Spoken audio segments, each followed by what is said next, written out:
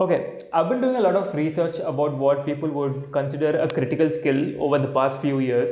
In 2014, it was software development, and literally everyone wanted to become a software developer. By 2017, it was data science, business analytics, content creation.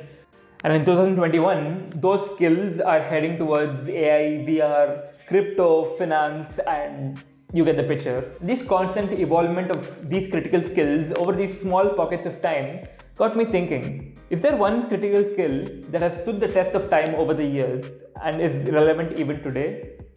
Enter the art of persuasion.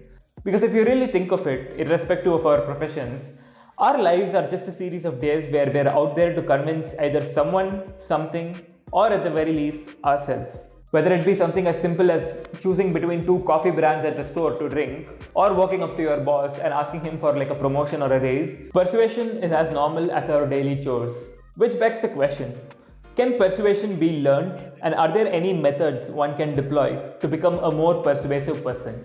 Research shows that there are three effective principles by Aristotle. The three principles are ethos or credibility, logos or logic, pathos or emotion. Now, considering that these principles are very old and a million years old, let's look at how we can apply them into our daily lives currently. So in this video, I'm going to be doing something a little different. I'm going to be picking out a bunch of scenarios and I'm going to be taking you through how I would apply these three principles in these scenarios. Now, the scenario is applying ethos or credibility when we apply for a new job.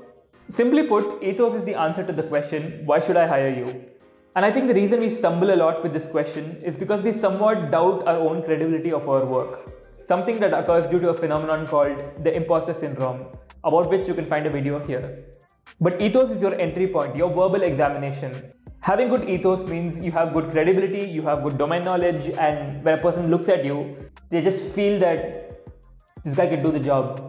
Now, you can build ethos in multiple ways. Of course, the traditional way is to work at a company, list down all of your highlights and all of your achievements on a resume, and forward it to your next employer, hoping that it is sufficient ethos. But at the age of the internet, and with global hiring slowly becoming a thing, building ethos has slowly worked its way out of just the offices and has massively transformed to the internet. Namal Ravikant calls this permissionless leverage. It means that you can create media and content about videos that don't necessarily have to have a lot of views, but just need to be good enough for your next potential employer to get that first impression of you. Now, the content for this could be anything. For me, I work in marketing, so storytelling is a very, very big aspect of a marketing job, and hence I create videos where I can tell effective stories and demonstrate my storytelling skills so that I can explore new opportunities. So if you're, let's say, a coder, you can sort of build apps and you can just create media around how you built the app, your thought process, the languages you used. Or if you work at sales, you can create videos about your sales strategies, the number of clients that you've undertaken, just to form that valuable first impression and essentially ethos. So once you have a series of content that you've created, you can use it to cold email your dream job or employer, display your thought process, skills, and your personality, and from there you build your ethos.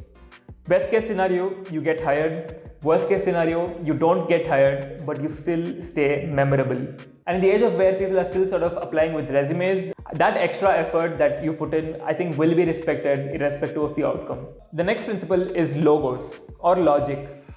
And the scenario is walking up to your boss and asking for a raise / a promotion. Now, I've been in a lot of situations, and in fact, I am still in a situation where I feel like I've done a lot of work, but I just don't know how to walk up to my gatekeeper and ask him for a raise or a promotion. But the obvious way I thought was to walk up to my gatekeeper and tell him about the things that I've done and just go for it. Now, the problem with this is everybody does work, everybody does a lot of work. It's not just me or it's not just you. And your gatekeeper is busy because he or she might not just have the time to sit down and look at everything that you've done.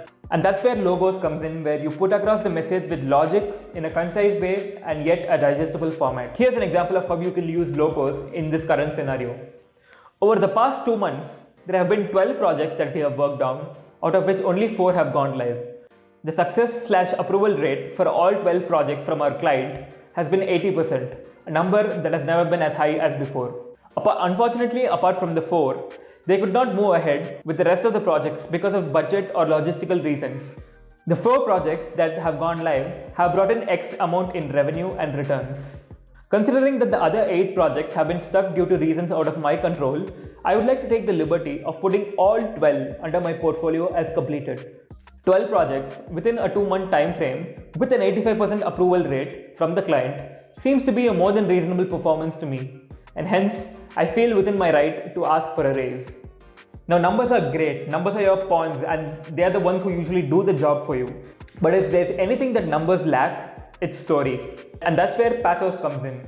The usage of emotion or story as a persuasive technique. Now, pathos is usually combined with logos. It usually tells the story behind the numbers that you want to present.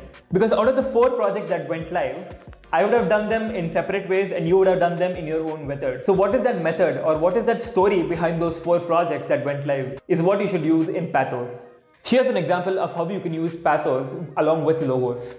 Out of the 4 projects that went live, the first one out of the 4 was a project that we didn't have much experience in, and hence we were discovering ourselves as we delivered the project. We were parallelly working on the rest of the projects with extremely short deadlines and pressure. It meant overwork, coordinating, and brainstorming sessions for 13 to 14 hours a day. But not only were we able to deliver, but as I said, with an 85% approval rate, we were able to exceed client expectations given the short deadlines. And I'd like to think that I've demonstrated accountability and guidance to my teammates in getting it done. I've honestly loved working on solving these problems and I really like the people here. But my compensation isn't where I want it to be, considering the amount of work I've put in. It would be really great if you can consider. So those were 3 techniques by the Greek philosopher Aristotle that you can honestly use in any scenario. This scenario I picked because it was the most relevant one and it's the one that I'm struggling with now the most.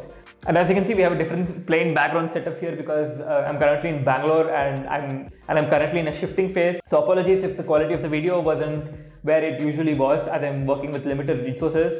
I hope you found the video useful and I'll see you in the next one. Cheers.